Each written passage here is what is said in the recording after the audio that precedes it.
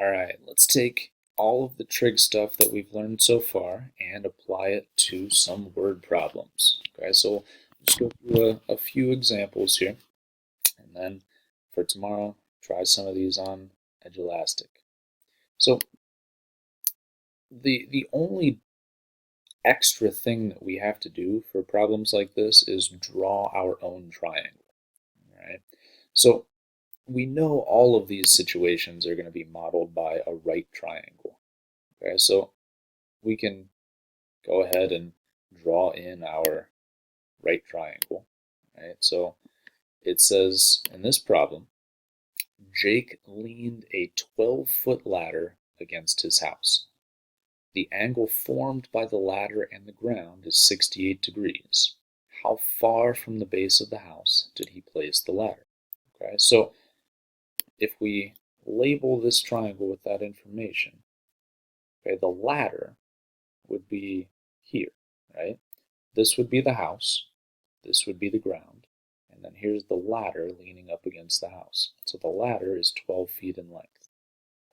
The angle formed by the ladder and the ground is 68 degrees. So that would be this angle here. And then we want to find how far from the base of the house did he place the ladder. So base of the house, ladder, this is what we want to find. Okay?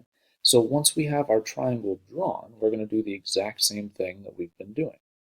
We're going to first label the sides of the triangle. So with respect to this 68-degree angle, this x would be the adjacent side because it's the leg that is part of that angle. And then 12 would be the hypotenuse. So if we're thinking so, ka, toa, adjacent and hypotenuse is cosine. So my setup would be the cosine of 68 degrees equals adjacent over hypotenuse, so equals x over 12. And then to get x by itself, I'm just going to multiply both sides by 12. These 12s cancel. So I can put 12 times the cosine of 68 into the calculator. 12 times the cosine of 68. And again, remember, make sure you're in degree mode. Okay. So 12 times the cosine of 68 gets me 4.49. So if we round that to the nearest tenth, 4.5. And we have units here, so 4.5 feet. So the base of the ladder is 4.5 feet from the edge of the house. All right. Let's try another one here. So on this one, it says a ramp is used to load suitcases into an airplane. All right, so again, we know this is going to be a right triangle. Let's go ahead and draw our right triangle. So here's our ramp loading suitcases onto an airplane. So it says the cargo door is 7 feet from the ground. Okay, so we're talking about height, right? If the door is here at the end of the ramp, that's 7 feet from the ground. So we know this side is going to be 7. And the angle formed by the end of the ramp and the ground. So end of the ramp and the ground would be here. That's 25 degrees. We want to find out how long is the ramp. Okay, well, this is the ramp, so the length of the ramp is my unknown here. So, same process, label the sides. So with respect to this 25-degree angle, 7 is the opposite side, and x is the hypotenuse. So if we're thinking so, ka, toa, opposite and hypotenuse is sine. So we'll say the sine of 25 degrees equals opposite over hypotenuse equals 7 over x. So now remember, whenever we have x in the denominator, we want to start by multiplying both sides by x. So these x's cancel. We've got x times the sine of 25 equals 7. To get x by itself, we will divide both sides by the sine of 25.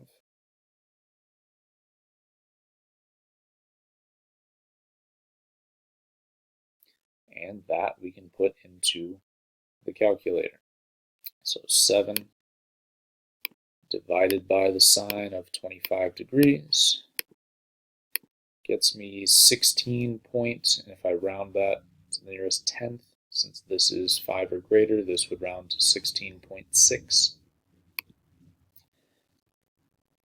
So the length of the ramp is 16.6 feet.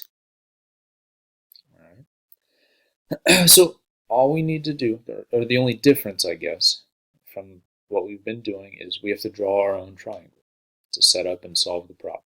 All right. So let's do a couple where we're solving for a missing angle. All right. So it says in this one, Jaden is flying a kite and lets out 275 feet of string. So again, let's start by just drawing our right triangle.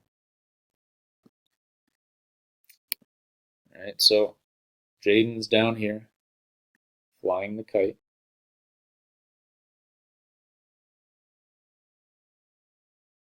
All right, and then the kite is up here. So the length of the string would be here. All right, so that would be 275. We know that the kite is exactly 150 feet above the ground.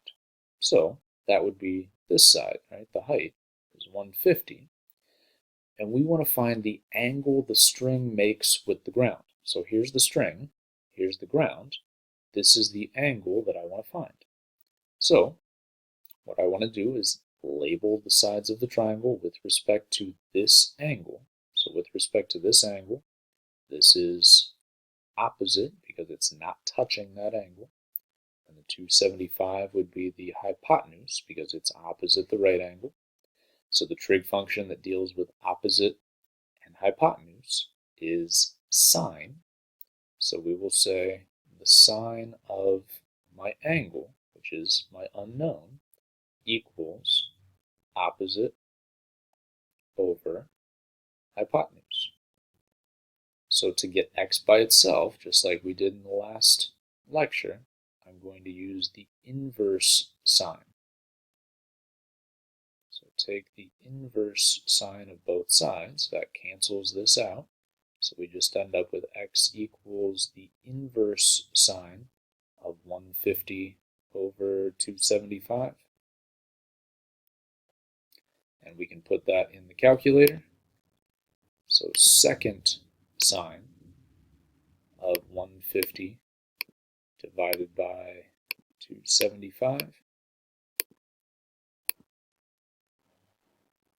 And that gets me 33 points. And if we round to the nearest tenth, this 5 would make this round up to a 1. So 33.1 degrees.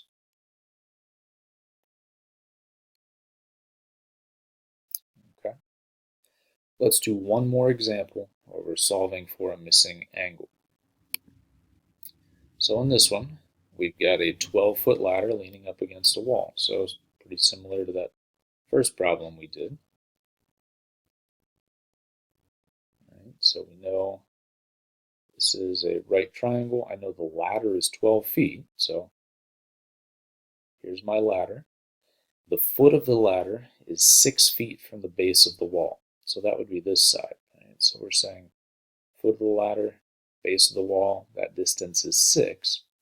What we want to find here is the measure of the angle where the ladder meets the ground. So this would be my unknown. So with respect to this angle, we want to label these two sides. So the 6 would be the adjacent leg because it's part of that angle, it's touching that angle. And then 12 would be the hypotenuse because it's opposite that right angle. So ka toa, adjacent, hypotenuse is cosine.